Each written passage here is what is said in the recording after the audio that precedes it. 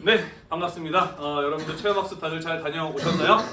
이제 체험학습도 끝나고 열심히 공부할 일만 남았죠, 그죠? 지금 오늘부터 또 열심히 한국사 수업을 달려보도록 하겠습니다. 자, 오늘 우리가 배울 내용은 무엇이냐면요, 통일정부 수립을 위한 노력이라고 하는 부분이 되겠습니다. 자, 여기 부분 물론 복습들을 하셔가지고 대충 기억을 하고 계시겠습니다만은 지난 시간에 배운 내용 짧게 필기를 통해서 복습을 하고 마저 이어서 진도를 나가보도록 하겠습니다. 같이 한번 살펴보도록 할게요. 자, 1945년 8월 15일 일본의 패망으로 인해서 한반도는 해방, 광복을 맞이하였다라고 이야기를 하였어요. 다만 우리 민족운동의 결과로 해방을 맞이한 측면도 있었지만 어찌되었든 직접적인 해방의 원인은 2차 세계대전에서 소련과 미국이 일본에게 승리를 거두었기 때문이었다라고 이야기를 하였습니다. 자, 그래서 이 일본군을 무장 해제시키는 과정에서 38도선 이북 지역의 경우에는 소련 군대가 들어와서 한반도 북부 지역을 장악하였다라고 이야기를 하였고, 38도선 이남 지역의 경우에는 미국 군대가 들어와서 한반도 남부 지역을 장악하였다라고 이야기를 하였어요. 그래서 해방 이후에 한반도의 나라를 만들고 운영해 나가는 것은 이들 미국과 소련의 손에 달려 있었다라고 이야기를 하였습니다. 자, 그래서 미국과 소련의 대표가 모여서 한반도에 어떻게 독립국가를 세울 것인가를 놓고 논의한 회의가 열렸어요. 그게 바로 무엇이었냐면은 모스크바에서 미국과 소련 그리고 영국의 외무장관들이 모여서 열린 회의, 바로 모스크바 삼상회의라고 하는 것이었습니다. 그죠? 자, 그리고 이 모스크바 삼상회의에서 결정된 사항은 무엇이었냐면은 한반도에 통일된 임시정부를 세운다라는 것과 최대 5년의 무엇? 최대 5년의 그렇죠, 신탁 통치를 실시한다라고 하는 것이 결정이 되었어요. 그죠? 신탁 통치라고 하는 것은 독립국가를 세우고 운영할 능력을 갖출 때까지 일정 기간 다른 나라에 의해서 대신 통치가 이루어지는 것을 가지고 신탁 통치라고 이야기를 하였습니다. 자, 신탁 통치의 사실이 알려지게 되자 한국인들은 이것을 식민 지배의 연장으로 이해하면서 거센 반대의 목소리를 냈고, 그 과정에서 동아일보 같은 신문에 오보 또 한몫을 하기도 하였다라고 이야기를 하였어요. 자, 하지만 삼상회의 이 결정사항이 공식적으로 알려지게 되면서 원래는 좌우익할 것 없이 모두 신탁 통치에 대해서 반대하는 움직임을 냈었는데, 좌익의 경우에는 신탁 통치를 우리나라가 연합국의 협조를 받을 수 있는 것으로 이해를 하게 되면서 모스크바 삼상회의의 결정사항을 지지하는 쪽으로 돌아서게 되었다라고 이야기를 하였어요. 그죠? 자, 한편 우익의 경우에는 신탁 통치는 우리 민족의 자주권을 부정하는 것이다 라고 이야기를 하면서 끝까지 신탁 통치에 대해서 반대하는 반탁 운동을 이어갔고, 그러면서 신탁 통치 문제를 놓고 좌우익의 날카로운 대립이 이어지게 되었다라고 이야기를 했었습니다. 자, 그래서 1946년 제1차 한반도의 독립국가를 세우기 위한 미국과 소련의 회의인 미소공동위원회가 열리게 되었었는데, 여기에서 냉전 시대가 점차 전개가 되면서 미국과 소련은 서로 한반도에 자신에게 우호적인 정부를 세우고자 하는 의도를 가지고 있었어요. 그죠? 그래서 어떠한 정당과 사회단체를 임시정부에 참여시킬 것인가를 놓고 미국과 소련의 의견이 나뉘었죠. 그죠? 소련의 경우에는 모스크바 삼상회의의 결정사항을 지지하는 단체만 참여시켜야 된다라고 주장을 하였고, 미국의 경우에는 모든 정당과 사회단체를 다 참여시켜야 된다라고 주장을 했어요. 그죠? 이렇게 서로의 의견이 계속해서 대립을 하다가 끝내 미소공동위원회는 합의점을 찾지 못하고 결렬되어버리고 말았다라고 이야기를 하였습니다. 자, 그러면서 미국과 소련의 합의가 실패로 끝나게 되면서 서서히 분단의 위기가 나타나기 시작하였다라고 이야기를 하였고요. 이러한 분단의 위기를 부추기는 정치 세력들이 남북한 모두에 존재했어요. 북한 지역의 경우에는 김일성이 남한과의 협의 없이 독자적으로 토지개혁을 실시해버렸죠. 그러면서 남북한의 경제구조 자체가 차이가 나기 시작하였다라고 이야기를 하였었고, 남한에서는 이승만 같은 사람이 정부의 수립이 시급한 일이니 합의가 이루어지지 못한다라고 한다면 남한만이라도 단독 정부를 세워야 된다라고 발언을 하기도 하였어. 그게 바로 무엇이었어요? 이른바 그렇죠, 정급 발언이라고 하는 것이었다라는 거 우리 함께 이야기를 했었습니다. 그죠? 자, 그러면서 한반도가 처음으로 둘로 나뉘어질지도 모른다라고 하는 분단의 위기가 닥치게 되었다라고 이야기를 하였어요. 자, 그래서 분단의 위기를 막기 위해서 한반도의 사람들이 이뤄내야 할 중요한 과제는 무엇이었을까? 어떻게 하면 한반도의 분단을 막을 수 있었을까? 한반도의 분단을 막으려면 미국과 소련의 합의가 이루어져야 돼요. 그죠? 서로 나눠서 장악하고 있는 미국과 소련의 합의가 이루어져야 됩니다. 미국과 소련의 합의가 이루어지지 못하는 가장 중요한 원인은 어디에 있어요?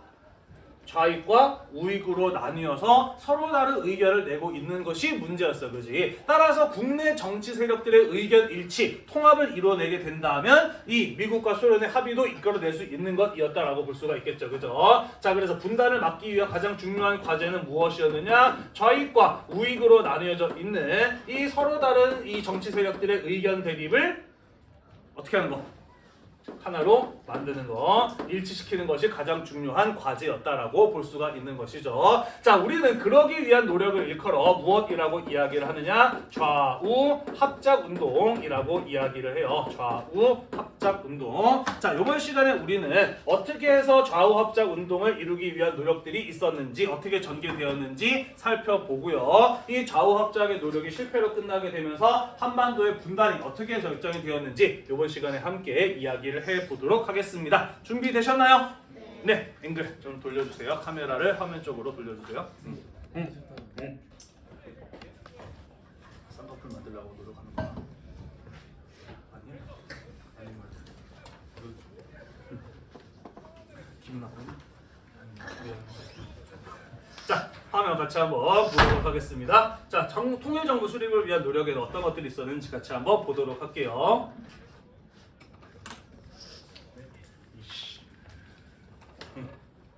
어? 네, 잠시만요. 됐습니다.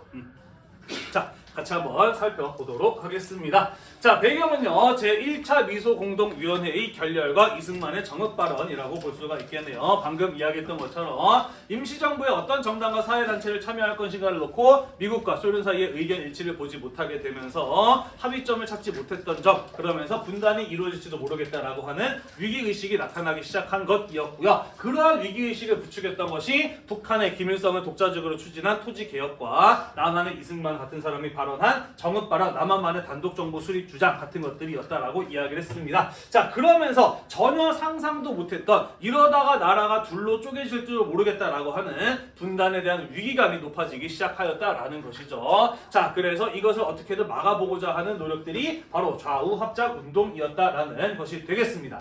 자, 일단은요, 미국의 경우에는 비록 공산주의, 좌익 이런 사람들을 별로 좋아하진 않았습니다만은 이 1946년까지만 하더라도 아직까지는 소련과의 합의를 지킬 생각을 있었고 한반도의 문제를 소련과의 합의를 통해서 잘 진행해보고자 하는 그런 의지를 가지고 있기도 했어요. 자, 그래서 일단은 이 소련과의 합의라고 하는 것을 깨지 않기 위해서 국내의 정치 세력의 통합을 이루고자 하는 생각을 미국도 가지고 있었다라는 것이죠. 자, 그래서 미 군정은 좌우 합작 위원회라고 하는 것을 만드는 것을 적극적으로 지원해 줍니다. 미군정의 지원을 받아서 좌우합작위원회, 이 좌우익으로 날카롭게 나누어서 대립하고 있는 정치 세력들을 통합시키기 위한 좌우합작위원회라고 하는 것을 만들게 되었다라는 것이에요. 자, 여기에서는 극단적인 주장을 하는 좌익과 우익의 세력들을 빼고 그 중간적인 중도적인 입장을 가진 사람들이 구성의 중심에 되었습니다. 예를 들자면 중도 좌파에 해당하는 여운형이라든지 중도 우파에 해당하는 김규식 같은 사람이 좌우합작위원회를 주도해 나가는 중심 세력이었다라는 것이죠. 자, 당시 좌우익의 정치 세력들을 통합하는 데 가장 어려운 걸림돌에 해당하는 쟁점, 정치적인 다툼의 요점은 무엇이었느냐? 크게 세 가지였어요. 첫 번째, 신탁 통치를 할 것인가 말 것인가. 두 번째, 해방 이후에 과거 식민 지배 하에서 일본에 협력했던 친일 세력들을 어떻게 처단할 것인가의 문제. 그리고 세 번째, 토지 개혁의 문제였어요. 자, 신탁 통치와 친일파 정도는 다들 이해를 하실 거고 당연히 문제가 될 거라고 생각을 하죠. 토지 개혁 문제는 뭐였냐면요, 이런 겁니다. 일제 강점기에 한국인들의 살기가 좋았나요, 나빴나요? 나빴어요. 먹고 살기 다들 힘들었어요. 그죠? 원인은 여러 가지가 있습니다만은 그 가운데 가장 큰 문제는 무엇이었느냐? 바로 식민지 지주제라고 하는 것이었죠. 절대 다수의 토지를 일부 일본인이나 조선인 지주들이 독점하고 있었어, 그지? 그래서 대다수의 농민들의 경우에는 그들에게 땅을 빌려서 농사를 지어야 됐고 1년 동안 농사 지은 것의 많은 양을 그들에게 땅을 빌린 값으로 내야 하다 보니 상당히 이들의 삶이 어려울 수밖에 없었다라는 거 지난 시간에 다들 이야기를 했었어요, 그죠? 자, 그래서 해방이 이루어지게 된다면 이러한 경제 구조에 대한 개혁이 필요하다라고 하는 생각은 누구나 가지고 있는 것이었기 때문에 해방 이후의 토지개혁 문제가 가장 중요한 쟁점으로 떠올랐다라는 것이에요. 그리고 이 세 가지 쟁점에 대해서 좌익과 우익 정치인들의 생각이 서로 달랐기 때문에 통합을 이루지 못하고 날카롭게 대립을 하고 있었던 것입니다. 그래서 한반도의 분단을 막기 위해서는 이 세 가지 쟁점에 대해서 좌우익이 모두 동의할 수 있는 어떠한 원칙을 만들어낼 필요가 있었다라는 것이에요. 이해되시나요? 네, 자 그래서 여운형, 김규식 같은 사람들이 이 좌우익과 우익에 해당하는 여러 정치인들을 적극적으로 만나고 다니면서 서로의 의견을 들어가면서 그들이 모두 합의할 수 있는 이 중간에 합의점을 찾고자 노력을 하였고요. 그러면서 이들을 좌우합작위원회에 어떻게든 끌어들이기 위해서 바쁘게 움직였습니다. 그리고 그 결과로 만들어낸 것이 바로 좌우합작 7원칙이라고 하는 것이었다라는 거예요. 이해되시죠? 네, 극좌와 극우로 나뉘어 있는 양쪽의 극단적인 정치 세력들을 통합하기 위한 중도적인 원칙을 만들어냈으니 그게 바로 좌우합작 7원칙이라고 하는 것이었다라는 겁니다. 자, 그러면 이 좌우합작위원회에서 만들어냈던 좌우합작 7원칙에는 어떠한 내용들이 담겨 있었는지 같이 한번 살펴보도록 할게요. 자, 우선 첫 번째, 정부 수립 문제에 대해서는 좌우합작위원회에서는 뭐라고 이야기를 했느냐. 일단은 모스크바 3국 외상회의의 결정사항, 미국과 소련이 합의를 이뤄낸 것이니까 그 결정을 지키자라는 거예요. 3국 외상회의의 결정에 의해서 일단은 남북이 통합된 민주주의 임시정부를 세우자. 일단은 정부부터 먼저 만들자라고 하는 것을 주장을 하였다라는 것이에요. 분단을 막기 위해서는 일단은 남북의 통합된 임시 민주주의 정부를 세우는 것이 가장 우선되어야 한다라는 원칙을 내세웠다라는 것이에요. 두 번째, 친일파 처리 문제에 대해서는 뭐라고 이야기를 했느냐. 우리 좌우합작위원회에서 친일파 처리에 대한 조례, 법안을 조만간 만들어서 제안을 하겠다. 그러면은 정부 수립 이후에 만들어진 의회, 입법기구에서 이 법안을 그대로 시행해도 좋을지 아니면 바꾸어야 될지 심사를 해서 결정을 하고 결정이 되면 그 이후에 실시하도록 하자라는 이런 어떤 중간적인 중도적인 의견을 냈다라는 것이에요. 이해됐나요? 네. 자, 세 번째, 토지개혁 문제에 대해서는 뭐라고 이야기를 했느냐? 유상매입, 무상분배의 방식으로 진행하자라고 이야기를 했습니다. 자, 유상매입이란 무엇이냐? 지금 절대 다수의 토지를 소수의 지주들이 가지고 있는 게 한국인들이 가난한 것의 원인이에요. 그죠? 그렇기 때문에 한국인들의 가난을 해결해 주려면은 절대 다수의 지주들이 가지고 있는 땅을 농민들한테 나누어 줘야 되겠죠. 그죠?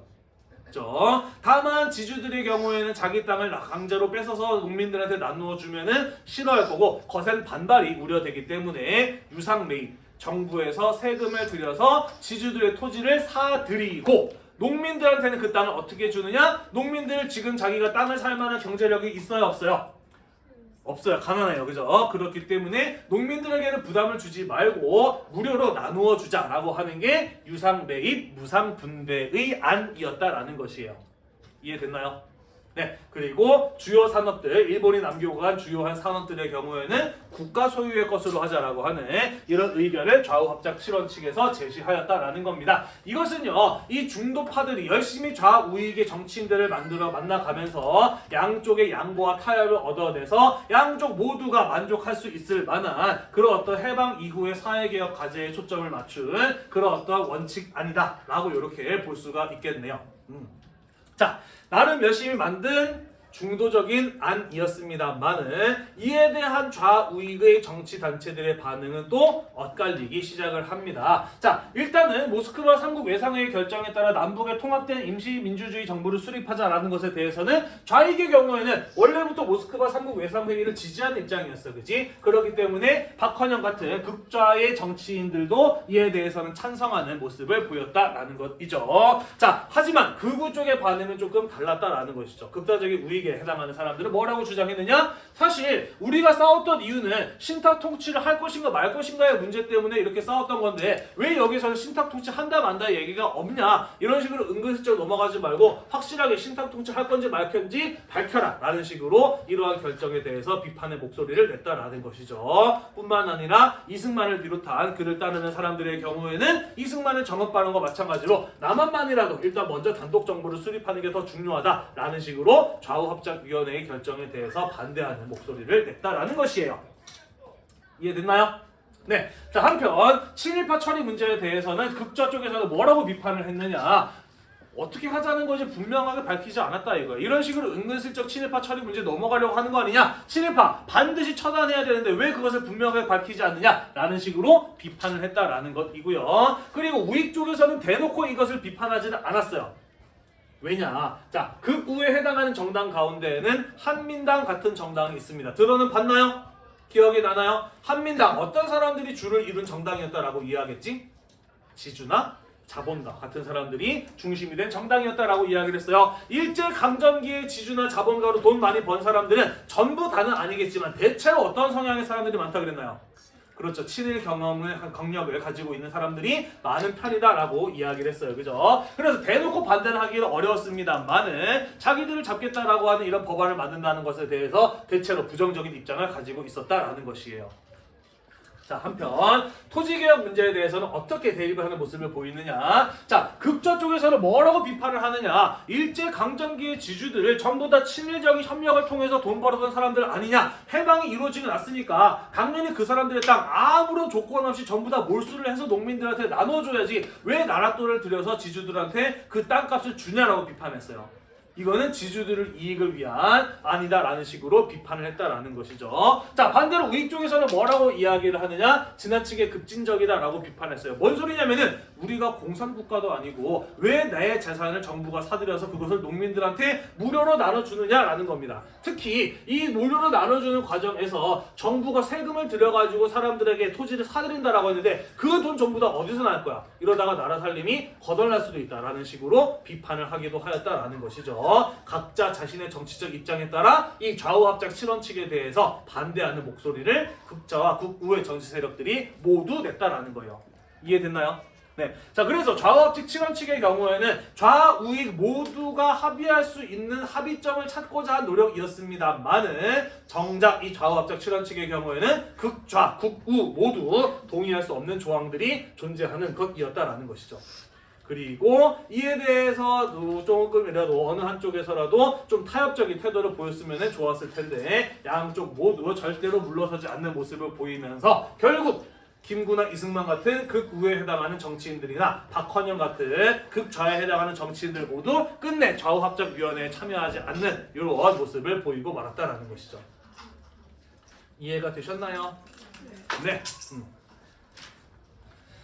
자, 한편 좌우합작위원회에서 좌우합작 7원칙을 제시하고 난 이후에 미 군정에서는 어떠한 반응을 보이느냐? 자, 좌우합작 7원칙이 발표가 되자 미 군정에서는 이거 좋은 의견이다 라고 하면서 지지 의사를 표명을 하고요. 그 좌우합작 7원칙에 기초하여 남조선 과도 입법의원이라고 하는 것을 구성을 합니다. 통일정부가 수립되기 전까지 일단은 남한 사회의 질서를 유지할 수 있는 법이 필요하잖아요. 그죠? 그것은 구체적으로 사람들의 동의를 구해서 만들어야 되는 것이었기 때문에 일단은 통일정부가 세워지고 나면 없어지겠지만은 통일정부가 세워지기 전까지 남한 사회에 적용될 수 있는 법을 만들기 위한 의회로 남조선 과도입법의원이라고 하는 것을 미 군정이 좌우합작 7원칙을 바탕으로 만들었다라는 것이죠. 자, 그래서 좌우합작위원회에서 추천한 45명의 관선의원, 국가에서 선출한 45명의 의원과 민선의원, 국민들이 선거를 통해서 선출한 45명의 민선의원 합해서 90명의 국회의원으로 구성이 된 의회를 만들었으니 그게 바로 남조선 과도입법의원이라고 하는 것이었다라는 것이고요. 의장에는 중도 우파에 해당하는 김규식이 국회의장으로 의회 의장으로 자리를 잡게 되었다라는 것이 되겠습니다. 자, 이 남조선 과도입법의원의 경우에는요, 우리나라 최초의 법을 만들기 위한 의회, 입법의회였다라고 볼 수가 있지만 이 미군정 시기였기 때문에 여기에서 의원들이 법안을 만들었어도 미군정의 효력이 동의를 받아야 효력이 발생하는 법안이었다라고 하는 한계를 갖는 의회였다라고 이렇게 평가를 볼 수가 있겠네요. 자, 아무튼 이 남조선 과도입법의원이 만들어지게 되면서 좌우합작위원회는 힘이 조금 떨어지기 시작을 합니다. 어쨌든 미군정 입장에서는 좌우합작 7원칙을 만들었고 그것을 바탕으로 국민들이 선거를 통해서 뽑은 의원들이 나왔기 때문에 이제 한국인들의 의사를 대표하는 것은 남조선 과도입법의원이다라고 생각을 했어요. 그래서 좌우합작위원회는 이제 슬슬 쓸모가 없어졌다라고 미군정은 판단했다라는 것이에요. 또한 1946년에서 47년으로 넘어가게 되면서 국제 정세가 변화하기 시작을 합니다. 2차 세계대전 이후에 우리의 국제정세를 무엇이라고 이야기했었죠? 냉전시대라고 이야기를 했어. 그지? 미국과 소련의 대립을 한 상황, 냉전시대라고 이야기를 했어요. 자, 47년 가게 되면서 냉전이 심화되는 모습이 나타납니다. 지난번에 잠깐 이야기했어요. 동유럽 지역에서 공산국가가 점차 늘어나기 시작하자 미국 쪽에서 공산주의의 확산을 막겠다라고 대통령이 선언을 했어. 그게 바로 무엇이었어요? 트루먼 독트린이라고 하는 것이었죠. 그죠? 그리고 공산주의 확산을 막기 위해서 서유럽 지역에 경제 원조를 해주겠다라고 발표했어요. 그게 바로 무엇이었어요? 마셜 플랜이라고 하는 것이었죠. 그죠? 그래서 트루먼 독트린과 마셜 플랜이 발표가 되면서 미국과 소련의 대립이 점차 심화되면서 냉전 시대가 열리게 되었다라고 우리 지난 시간에 이야기를 했었잖아요. 그죠? 자, 그래서 46년까지만 하더라도 이 소련과 합의해서 한반도 문제를 처리할 생각이 미국에게 있었는데 47년으로 넘어가게 되면서 미국과 소련의 대립이 심화되면서 냉전이 심화되면서 미국의 한국에 대한 정책도 공산주의를 막기 위한 반공적인 성격이 강화된 정책으로 바뀌게 되었다라는 것이죠. 쉽게 말해서 미국과 소련의 사이가 나빠졌다라는 거야. 그래서 미국도 소련과의 합의를 꼭 지킬 필요는 없다라는 생각을 갖게 되었다라는 얘기예요. 이해가 되시죠? 그죠? 자, 그래서 미 군정 쪽에서 더 이상 좌우합작 운동을 지원해주지 않는 좌우합작위원회에 대한 지원을 철회하는 이런 모습을 보이게 되면서 좌우합작위원회와 좌우합작 운동의 동력이, 힘이 크게 떨어져 버리고 말았다라는 것이에요. 게다가 1947년 7월달 여운형의 경우에는 사실 중도파였기 때문에 극좌, 극우 모두에게 미움을 받는 사람이었습니다만은 그 중에서 극우 성향이 테러리스트다. 이 여운형은 서울시내 한복판에서 총을 쏴서 죽이는 일이 벌어지게 됩니다. 총에 맞아 죽어요. 여기 당시에 입었었던 외투가 이거 어디 박물관이지? 서울역사박물관이나 대한민국 역사박물관이나 아무튼 거기 가면은 전시가 되어 있습니다. 여기 핏자국 남아있는 거 볼 수가 있죠. 그죠? 마지막까지 들고 있었던 책이고요. 자, 그래서 여운형이 아무튼 총에 맞아서 암살당해서 사망을 하게 됩니다. 사실 지금까지 좌우합작 운동을 주도해왔던 사람이 바로 여운형이라고 하는 사람이었는데 그가 죽어버림으로써 좌우합작 운동의 구심점이 사라져버리고 말았다라는 것이죠. 그러면서 좌우합작 운동은 실질적으로 중단되어 버리고 말고요. 이후에 김규식 혼자 남아서 어떻게든 좌우합작을 이끌어내려는 노력을 이어갑니다만은 결국 1947년 12월 좌우합작위원회는 공식적으로 해체되어 버리고 맙니다. 그러면서 끝내 극좌, 극우의 정치 세력들을 하나로 통합하고자 했던 좌우합작 운동은 실패로 끝나버리고 말았다라는 것이죠. 이해됐나요? 네. 좌우합작위원회 해상기념사진이에요. 가운데 보면은 김유식 선생이 앉아있는 모습을 볼 수 있는데 여운형은 암살당한 뒤라 이렇게 따로 사진 얼굴만 따로 오려가지고 사진에 붙어있는 모습을 볼 수가 있죠. 넘어가도 될까요? 대충 정리가 되셨나요? 50분에 끝나는 거죠? 네, 시간은 충분히 있습니다. 자, 이런 상황에서 1947년 7월 제2차 미소공동위원회가 열렸습니다. 자, 제1차 미소공동위원회에서 미국과 소련이 대립했던 거 뭐 때문이었나요? 임시정부를 세울 때 어떠한 정당과 사회단체를 참여시킬 것인가를 놓고 미국과 소련의 의견이 대립했던 것이 1차 미소공동위원회가 결렬되었던 원인이었어요. 그죠? 그래서 그 원인을 해결해보고자 좌우합작 운동이 전개되었습니다만은 끝내 좌익과 우익의 합의점을 찾지 못했어요. 그죠? 따라서 제2차 미소공동위원회가 열렸고 이번에도 어떠한 정당과 사회단체는 임시정부에 참여할 것인가를 놓고 미국과 소련이 의견을 나눴는데 바뀐 게 있어 없어? 없어요. 그죠? 여전히 국내 좌우익의 정치 세력들은 분열되어 있었고 그러다 보니 미국과 소련은 여전히 각자 자신의 이익에 맞춰서 소련 쪽에서는 삼상회의 지지 세력만, 미국 쪽에서는 모든 정당과 사회단체를 참여시킬 것을 주장을 하게 되면서 1차와 다를 바 없이 2차 미소 봉의도 결국 결렬되어 버리고 말았다라는 것이죠. 자, 그러면 미국 쪽에서는 이제 더 이상 소련이랑 대화가 안 된다 라고 하면서 한국의 독립 문제를 국제연합 UN에다가 넘겨버리고 말았다라는 것이죠. 그래 뭐 두 사람이서 해결 안 되면 국제연합을 통해서 해결하는 게 맞지 뭐 라고 생각할 수도 있습니다만은 당시 유엔의 경우에는 미국이 가장 큰 발언권을 가지고 있었고 미국이 의사결정을 주도하고 있는 상황이었기 때문에 미국이 한국 문제를 유엔에 넘긴 것은 자기에게 유리하게 처리하기 위한 조치였다라고도 볼 수가 있겠네요. 자, 그러면서 소련 쪽에서는 뭐라고 비판했느냐? 미국 너네는 모스크바 3국 외상회의에서 우리랑 협의해서 미소 공유를 통해서 해결하기로 해놓고서는 왜 일방적으로 너네 마음대로 이 문제를 유엔에 넘겨버리냐? 나는 이에 대해서 동의할 수 없다 라고 비판을 하면서 한국 문제를 논의하기 위해서 열린 유엔 총회에 소련은 불참해버리는, 아예 거부해버리는 이러한 모습을 보이기도 하였다라는 것이죠. 자, 그래서 소련이 참여하지 않은 상태에서 1947년 11월 한국 문제를 처리하기 위한 유엔 총회가 열렸다라는 것이고요. 여기에서 인구 비례에 따라 남북한 총선거를 실시해서 정부를 구성하기로 결정이 됩니다. 이것은 미국 쪽에 제안한 안건이었고 미국 쪽에 제안한 안건이 그대로 유엔에서 통과가 되었다라는 거예요. 그래서 유엔이 감시해서 남북한에서 전국적인 선거를 실시하고 그것을 바탕으로 정부를 구성하기로 결정이 되었다라는 것이죠. 얼핏 보기에는 문제가 있나요? 별 문제 없어 보여, 그지? 인구 비례 당연한 거고, 그죠? 남북한 총선거 당연한 거고, 미국과 소련의 합의가 이루어지지 않았으니까 유엔을 통해서 감시하는 거 너무나 당연한 거 아닌가? 라고 생각이 들 수 있습니다만은 여기에는 또 미국의 의도가 숨어 있다라고 볼 수가 있죠. 어떤 의도가 숨어 있느냐? 북한 인구가 많았을까? 남한 인구가 많았을까? 북한. 네, 남한 인구가 훨씬 많았어요. 남한 인구가 더 많았습니다. 자, 그래서 인구 비례에 따라 남북한 총선거를 실시하게 되면은 당연히 어느 쪽에서 더 많은 사람이 당선이 돼요? 남한 쪽에서 더 많은 사람들이 당선이 돼요. 그죠? 그러면은 아무래도 미국이 장악하고 있는 38도선 이남 지역의 당선 의원들이 많으면은 미국 쪽이 좀 더 자신에게 가까운 정부를 세우는 과정을 만들어 나갈 수 있겠죠. 그죠? 이해되나요? 사실 말해서 미국 입장에서는 자기에게 유리한 것을 안건으로 제안을 했고 미국이 주도하는 유엔에서 그 미국의 안건이 그대로 통과가 되었다라는 겁니다. 이에 대해서 소련은 뭐라고 비판하면서 대안을 제시했느냐? 양국 군대 모두 철수하고 조선인들 스스로 정부를 만들도록 놔두자, 외국에서 개입하지 말자라고 주장했어요. 이것도 틀린 말인가? 맞는 말이죠, 그죠? 한국인들이 정부 세우는데 한국인들끼리 알아서 하도록 놔두자라는 말도 사실 틀린 말은 아니야, 그지? 하지만 여기에도 소련의 이해관계를 고려한 의도가 숨어 있죠. 인구는 남한 인구가 더 많았습니다만은 지난번에 이야기했죠, 그죠? 해방 이후에 한반도 전체를 놓고 보면은 좌익적인 성향의 사람들, 사회주의, 공산주의를 지지하는 사람과 우익적인 성향의 사람들 가운데 어느 쪽이 더 많았다라고 이야기를 했죠?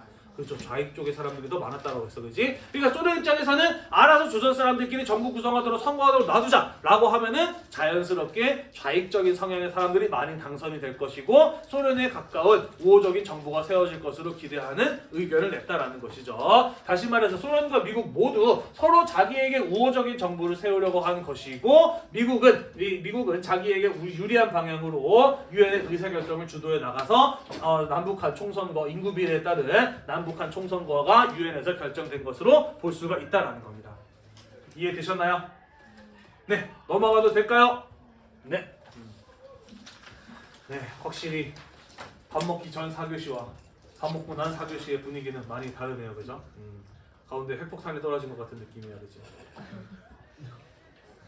정말 가운데 이렇게 빵 하고 떨어졌어요, 그죠? 자, 괜찮습니다. 네, 이런 거에 이제 상처받지 않도록 노력을 하기로 했어요. 자, 페이지 넘기셨나요? 네, 같이 한번 봅시다. 자, 그래서 유엔에서 결정된 바와 같이 유엔 감시하에 남북한 총선거를 실시하기로 했기 때문에 한국에서의 선거를 감시하기 위한 유엔 한국 임시위원단이 한반도에 파견이 되었습니다. 그리고 소련 쪽에서는 우리는 이거 합의하지 않은 바이다 라고 이야기를 하면서 38도선 이북 지역으로는 유엔 한국 임시위원단이 들어오는 것을 거부했어요. 결국 유엔 한국 임시위원단의 경우에는 38도선 이남 지역에만 들어와서 활동을 할 수가 있었다라는 것이죠. 유엔에서는 남북한 총선거를 하기로 결정을 했는데 지금 북한 지역에서는 선거 감시가 불가능해졌네요. 그죠? 그래서 이 문제 어떻게 할 것인가를 놓고 다시 한번 유엔 총회가 열렸는데 큰 총회 아니고 이번에는 작은 총회, 유엔 소총회가 48년 2월에 열리게 되었다라는 것이죠. 그리고 거기에서 어떻게 결정이 났느냐? 선거 감시가 가능한 지역에서만 우선적으로 선거를 실시하도록 하자라고 결정이 났다라는 것이죠. 지금 선거 감시가 가능한 지역 어디예요? 남한이에요. 그죠? 다시 말해서 남한만의 단독 선거가 유엔 소총회에서 결정이 되어버리고 말았다라는 것이죠. 이렇게 될 줄 미국이랑 소련은 알았을까 몰랐을까? 알고 있어요. 그죠? 근데 둘 다 어떤 입장이었을까? 한반도 전체에 자국에게 우호적인 정부가 세워지면 제일 좋지만 제일 나쁜 거는 한반도 전체에 상대방에게 우호적인 정부가 세워지는 게 제일 나쁘죠. 그죠? 그러면 그 중간은 절반씩이라도 그죠? 자국에게 우호적인 정부가 세워지는 게 차선책이야, 그지? 그리고 미국과 소련은 모두 그 차선책을 예상하고 있었고 그렇게 의도해서 이러한 분단이 결정이 되었다라고 볼 수가 있는 겁니다. 이해가 되시죠, 그죠? 자, 그러면서 우리가 과연 한반도의 해방은 이루어진 것인가 아니면 주어진 것인가를 다시 한번 생각해보게 만들죠, 그죠? 다음 주에 수행평가 공지를 하고 다다음 주에 수행평가 실시를 할 거예요. 그리고 그 다음 주에 또 다른 수행평가를 공지하고 또 다른 수행평가를 실시를 할 겁니다. 원래 중간고사 이후에 기말고사 사이에 가장 수행평가 많잖아요. 그죠? 남은 2개 수행평가 한국사 4주 동안 진행이 될 거니까 미리 마음의 준비를 좀 해두고 계세요.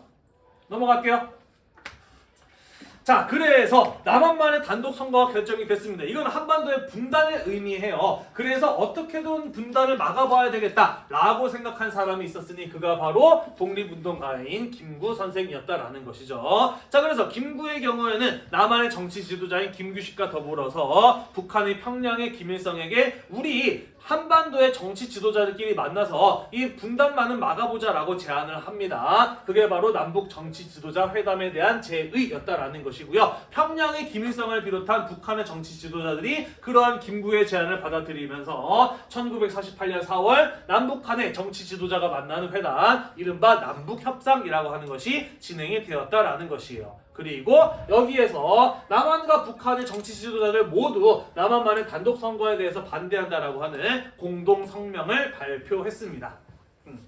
여기 보시면은 38도선을 넘어서 평양으로 향해 가는 김구 선생의 기념사진 촬영이에요. 이쪽이 아마 비서일 거고 이쪽이 김구 선생의 아들일 거예요. 그랬던 것으로 기억을 하고 있습니다. 자, 그런데 봅시다. 이미 미국과 소련은 분단을 결정한 상황이었어요. 그죠? 유엔에서도 남한만의 단독 총선거가 결정이 된 상황이었습니다. 선생님이 여러 차례 이야기했었죠. 그죠? 해방이 이루어진 순간 우리의 힘만으로 이루어진 것이 아니라 연합국이 분할 점령으로 해방이 이루어졌기 때문에 이후에 한반도에서의 국가의 수립과 똑같은 말이네. 국가의 수립 문제는 이 미국과 소련의 동의 없이 이루어지기 힘들다라고 이야기를 했었어. 그지? 그죠? 자, 그리고 미국과 소련이 이미 분단을 결정한 상황이었기 때문에 남북한의 정치 지도자가 모두 모여서 단독 선거에 대해서 반대한다라는 공동 성명을 낸들 이미 골든타임은 지나버린 뒤였다라는 것이죠. 이해가 되나요? 네, 김구 선생님 무척이나 존경스러운 분이고 한국의 독립을 위해서 애쓴 위인입니다만은 사실 정치인으로서의 김구는 조금 아쉬운 점이 몇 개가 있어요. 결정적인 순간에 몇 가지 아쉬운 점이 남긴 하죠. 첫 번째는 바로 이 지점이에요.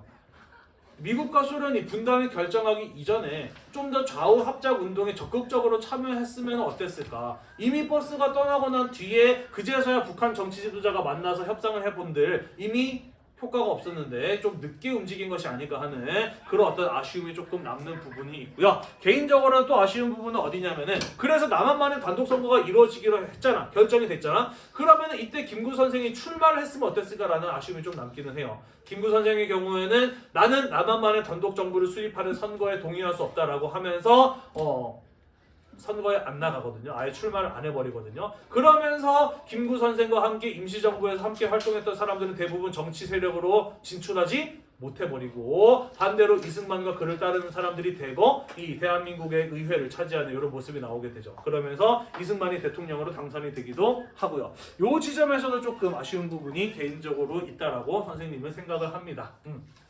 자, 아무튼 남북한 정치 지도자가 만나서 단독 선거에 대해서 반대한다라는 공동 성명을 냈습니다만은 미국과 소련이 이미 마음을 먹은 뒤였어요. 그죠? 그러한 결의안을 가볍게 무시를 했고요. 유엔 쪽에서도 단독 선거를 철회하지 않았습니다. 결국 돌이킬 수 없는 일이 되어버리고 말았다라는 것이고요. 사실 김일성 같은 경우에도요. 김구 선생과 회담을 하기 이전부터 우리가 지난번에 얘기했죠. 그죠? 북한만의 독자적인 토지개혁을 추진하는 등 이미 독자적인 정권 수립을 추진하고 있는 중이었어. 그러면 왜 남북협상에 임했느냐? 왜 그랬을까?